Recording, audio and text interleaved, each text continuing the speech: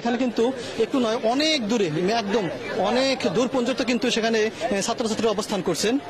একজন আর দুজন নয়, ইতিমধ্যেই কিন্তু হাজার হাজার ছাত্রছাত্রী এখানে অবস্থান করেছেন। আপনার পরিচয়টা একটু বলবেন? আমার পরিচয়, আমার নাম মাহমুদ, আমি শিক্ষার্থী, ইসলামিক স্টাডিজ বিভাগ, ঢাকা বিশ্ববিদ্যালয়। জি। এখন আপনি এখানে কতক্ষণ ধরে অবস্থান করছেন?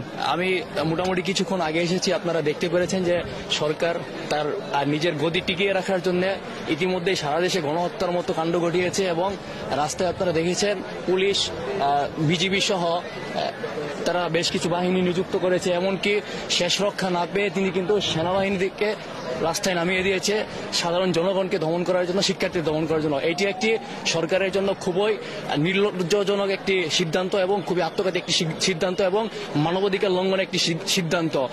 এই সিদ্ধান্তের প্রতিবাদ আমরা দেশবাসী রাজপথে আমরা জানাবো এবং রাজপথে আমরা এই সিদ্ধান্তের মোকাবেলা করব। যতক্ষণ পর্যন্ত এই দেশের জনগণের অধিকার না আদায় হয়, মানুষের অধিকার আদায় না হয়, ততক্ষণ পর্যন্ত এই দেশে। একটা বিষয় জানার দরকার ছিল যে আপনাদেরকে সরকার কিন্তু বারবার ডাকছে, তার মন্ত্রীরা আপনাদেরকে ডাকছে, কিন্তু আপনারা কেন তার কথায় সাড়া দিচ্ছেন না?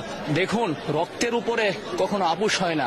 একজন ভাই যদি আরেকজন ভাই রক্ত জড়ায়, রক্ত জড়িয়ে যদি ছড়ি বলে, সেক্ষেত্রে কিন্তু ছড়িটা কার্যকর। আপনি যদি ইসলামী বিধান বলেন বা যে কোনো বিধান বলেন, ইসলামে কি বলা হয়েছে যে হত্যার পরিবর্তে হত্যার বিচার সেটা হত্যা দিয়ে হবে।